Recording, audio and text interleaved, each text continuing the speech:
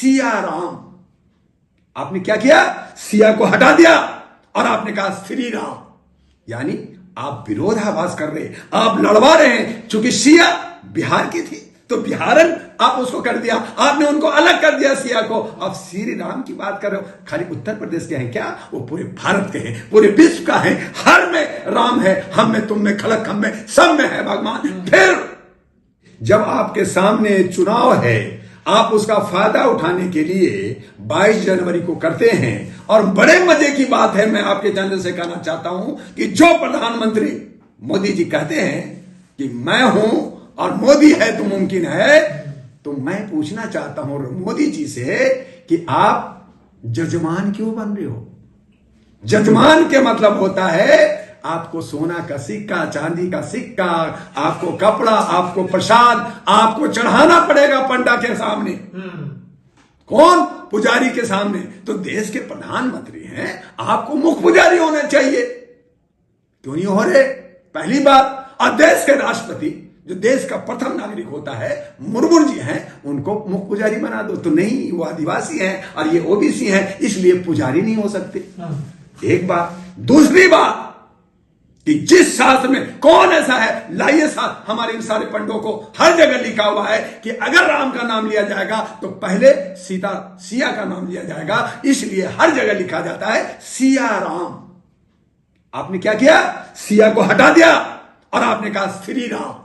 यानी आप विरोधाभास कर रहे, आप लड़वा रहे हैं। चूंकि सिया बिहार की थी तो बिहारन आप उसको कर दिया, आपने उनको अलग कर दिया सिया को। अब श्री राम की बात कर रहे हो। खाली उत्तर प्रदेश के हैं क्या? वो पूरे भारत के हैं, पूरे विश्व का है। हर में राम है, हम में, तुम में, खलक हम में, सब में है भगवान। फिर तुम एक पत्थर में जान फूकेगा। तो मुझे यह बताइए जर्नलिस्ट महोदय, मैं आपके चैनल से जनता से पूछा हूं कि मैं जब पैदा लिया तो मेरा सबसे बड़ा, मेरा भगवान, मेरा खुदा, मेरा अल्लाह, मेरा जो है गॉड कौन था? मां और बाप। आज भी हिंदू संस्कृति कहती है कि घर से बाहर निकलो तो अपनी मां बाप के पांव छुओ, उनकी आदेश लो।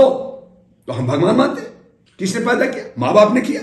अगर एक पंडा जो तोंद वाला, हम ब्राह्मण की बात नहीं कर रहे, ब्राह्मण तो ज्ञानी होते हैं, बहुत होते हैं, त्यागी भी ब्राह्मण होते हैं, लेकिन वो पुजारी नहीं होते, पूजा नहीं करते। तो उनको हम नहीं करें, लेकिन जो पूजा करते हैं, चंद पैसे लेकर के, कोई दान दक्षिणा लेकर के जो पूजा करते हैं, हम उनको कह रहे हैं पंडा लोग, वो एक में प्राण डालेंगे फिर हमारा भगवान पैदा लेंगे। तो ये हमारे जो सारे बड़े बड़े ज्ञाता, बड़े बड़े जो हमारे ऋषि मुनि हैं, उन्होंने कहा कि ये सब अनमन हो रहा है, ये सब गलत हो रहा है। वहां पे मौर्य ने कहा, उत्तर प्रदेश का एक अच्छा लीडर ने कहा कि ये सब धंधा कर रहे हैं। और अयोध्या में एक बैंक बनाया गया स्विट्जरलैंड की तरह। क्या?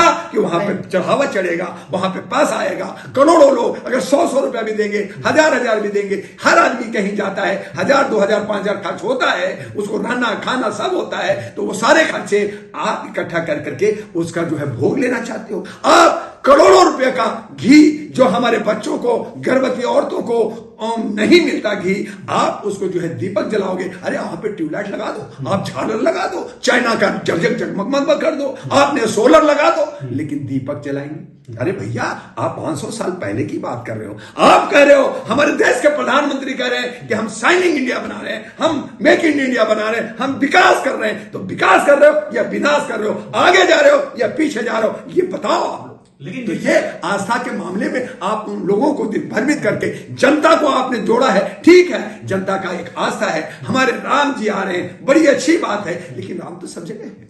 तो राम तो लेकिन जनता तो उन 4 शंकराचार्यों की मानती है ना, जो 6 शंकराचार्य उन्होंने मना किया है। ये कोई ना तो शुभ मुहूर्त है, और इस तरह मंदिर से बनने से पहले इसका उद्घाटन होना, तो यही तो मैं कह रहा हूं।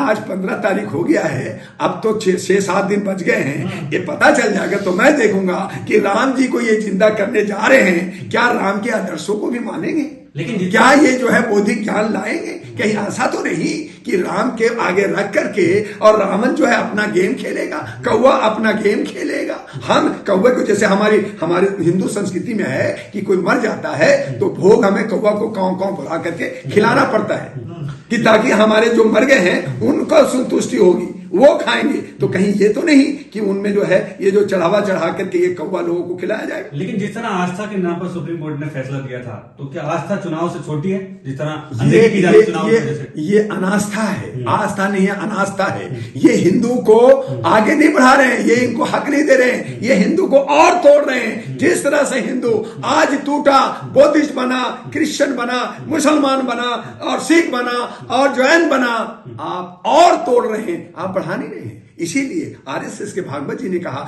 हम सब लोग एक हैं, और फिर वो भी खामोश बैठे हैं, उनके मुंह पे ताला लटका हुआ है, क्योंकि उनको पता है कि हिंदू के कह करके और ऐसा कुकर्म कर करके जो बचा है, जो पोजीशन बिहार के अंदर थी, भारत के अंदर थी, आज जो है 27वां पे हिंदुत्व था, अब 30 से ऊपर पहुंच गया है इसकी आंकड़ा पूरे विश्व में। तो आप कहीं ना कहीं हिंदू का कल्याण नहीं कर रहे, हिंदू का अपमान कर रहे हैं, हिंदू को तोड़ने का काम कर रहे हैं, और सिर्फ सत्ता के अपमान कहां कर रहे हैं? मोदी जी हाथ पकड़ के यही पोस्टर में रामलला जी आपने देखा होगा। यही तो आग पे पट्टी है। यही आग पे पट्टी बांध करके हमें मानसिक गुलाम बना करके जिस तरह से एक खूंटे से, एक पतली सी रस्सी से हाथी को बांध दो बचपन से, तो वो बड़ा हो जाता है, चिंगारने लगता है, लेकिन वहां से खसकता नहीं है, क्योंकि उसको ऐसा लगता है कि मैं इस रस्सी, इस खूंटे से कैद हूं, मैं नहीं भाग सकता, और वो चिंगारता है लेकिन वहां से कदम नहीं बढ़ाता।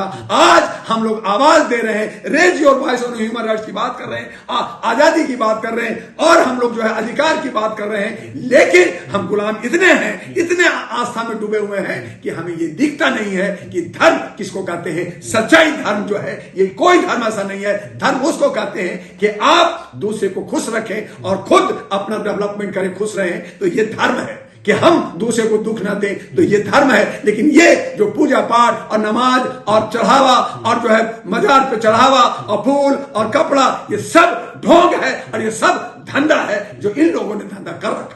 लेकिन जिस तरह आप देख रहे हैं राम का अब चुनाव में इस्तेमाल होगा, भाजपा उन्हीं के जरिए 2024 की सीढ़ी करना चाहते कहे को चुनाव जर्नलिस्ट महोदय, जब बीजेपी ने कह दिया, जब इनके तथाकथित मीडिया ने कह दिया कि बीजेपी 400 पार जीत गया, तो चुनाव काहे को?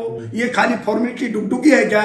ये कुछ नहीं है। जब जीत गया, जब इनका एग्जिट पोल से जिता दिए और इन्होंने ईवीएम से जिता, इनको पता है कि मैंने सब सेट कर दिया, तो ये फॉर्मेलिटी है करोड़ रुपया खाने का, गबन का, और जो है ये जो कहते हैं स्कैम का, ये सब स्कैम करने की, ये सब खाली जो है एक फॉर्मेलिटी है कि आ गया मेहमान। कभी करें कि दिवाली दूसरा, अब ये दिवाली है, फिर कोई और होगा, फिर वो भी प्राण प्रतिष्ठा करेगा, फिर पूजा होगा, फिर कोई और सरकार आएगा वो भी करेगा। तो ये सब क्या है? एक को मारो, जिलाओ और दिवाली चार मनाओ और इस तरह से चुनाव करो, तो ये सब ढकोसला है, ये खाली फॉर्मेलिटी रह गई, अब कुछ नहीं। चुनाव का बस मतलब क्या रह गया मेरे भाई? अब जब मोदी जी ने कह दिया 15 अगस्त लाल किला पे उन्होंने कहा था मैं 15 अगस्त 2024 में झंडा फहराने आ रहा हूं, कहा था, सुना था आपने? जब सुना था आपने तो मुझे एक बताइए, उन्होंने क्यों नहीं कहा कि जनता मुझे मैंडेट देगी, जनता मुझे वोट देगी, तब मैं आऊंगा? लेकिन उन्होंने कहा मैं आ रहा हूं। इसका मतलब उन्होंने तय कर लिया कि मुझे प्रधानमंत्री रहना है। तो मैंने कहा, और आपके चैनल से कह रहा हूं कि जिस तरह से चाइना ने 36 साल मैं राष्ट्रपति रहूंगा, रशिया ने कहा, पुतिन ने मैं 36 साल रहूंगा, कोई कुछ नहीं बोल सकता। जब ये कह सकते हैं तो देश के मोदी जी भी कह दें मैं जब तक जिंदा रहूंगा प्रधानमंत्री रहूंगा, कोई चुनाव नहीं होगा, इलेक्शन कमीशन को बंद करो, जो मैं कहूंगा मोदी है तो मुमकिन है, मोदीत्व का नारा दो, उनकी मंदिर बनाओ, उनको हम पूजा करेंगे और जय हो मोदी जी मैं भी करूंगा। कर दो, काहे को चुनाव करा रहे हो भैया? क्यों हमें मरवा रहे हो? क्यों इतना पैसा खर्च कर रहे हो? जो अरबों रुपए चुनाव में खर्च होता है उसके लिए स्कूल बना दो, हॉस्पिटल बना दो, शिक्षा दे दो और रोजगार दे दो, नहीं कर रहे हो। जो अरबों खरबों रुपया आप मंदिर और मस्जिद में खर्चा कर रहे हो, उसके लिए अगर हॉस्पिटल बना देते, हमें शिक्षा देते, हमें स्वास्थ्य, लेकिन क्या पढ़ लिया, जाओ पकौड़ा बेचो, आप बीमार हो जाओ मर जाओ और इंजेक्शन लो और हार्ट अटैक से मर जाओ। तो आप बीमार करके मारना चाहते हैं, गरीब बना करके मारना चाहते हैं, और जनता का कीमत क्या लगाया सरकार ने मालूम है आपको? कीमत लगाया है आपका, यानी भारत के जनता का कीमत है सड़ा हुआ 5 किलो अनाज, सरकारी रेट है 5 किलो अनाज, एक जनता बिक गया, ये हमारी कीमत है। लेकिन एक पत्रकार है, वो कह रहे हैं कि अगर आप राम मंदिर जाएंगे तो आपको अस्पताल की जरूरत ही नहीं पड़ेगी। हाँ, मैं तो स्वस्थ हो जाऊंगा। हाँ। मैं तो अजर अमर हो जाऊंगा, कभी मरूंगा नहीं, क्योंकि राम जी का दर्शन हो जाएगा। तो अब तक 500 साल राम जी का दर्शन नहीं हुआ आपको? राम जी का दर्शन नहीं, ये अंधे भक्त लोग, ये जयचंद लोग, ये सब जो है लोगों को दिग्भ्रमित कर करके आंख में पट्टी बांध करके घूम रहे हैं कि मैं अयोध्या जाऊंगा तो राम का लला का दर्शन हो जाएगा। यानी कि 500 साल जो इतना मंदिरों में पूजा हुआ, हर साल दिवाली मनाया गया, हर साल दशहरा मना करके रावण को राम जी ने जो तीर से मारा, ये सब बेईमानी था। ये बेईमानी था क्या? तो ये कि पैसे शुरू हो गए। सवाल ये है, हाँ जी, ये पत्रकार जो है अस्पताल तो जाएंगे नहीं, कह रहे हैं जी साहब। जितने भी पंडा हैं उनको अस्पताल की जरूरत नहीं है, मोदी जी को अस्पताल की जरूरत नहीं है, गृह मंत्री को, जितने भी बीजेपी के लीडर हैं इनको अब हॉस्पिटल बंद कर दो, जरूरत नहीं है। ये तो अजर अमर हो गए, ये ही रहेंगे। हम जो है दास रहेंगे, इनके पैरों के धूल रहेंगे। हम इनका जो है, ये जब चाहे हमें मारे, जेल भेज दें, डंडा मारे, गोली मार दें, कुछ भी कर दें, हम सहेंगे, क्योंकि हम तो गुलाम हैं, हम मानसिक गुलाम हैं, हम जो है दलित शोषित हैं, हम दबे कुचले लोग हैं, और हमारे पे जुल्म होता है तो जुल्म तो सहने का हमारे जो है पूर्वज लोगों ने सदियों से सहते रहा है, हम सह रहे हैं। हम जो है गुलामी का एहसास ही नहीं हो रहा, हम आंदोलन नहीं कर पा रहे, हम आवाज नहीं दे रहे, हम संगठित नहीं हो रहे, तो वो राज तो करेंगे। और इसीलिए हम कह रहे हैं कि हमारे में कमी है, हमारे समाज में कमी है, और यही वजह है कि वो 400 पार हो रहा है बिना चुनाव।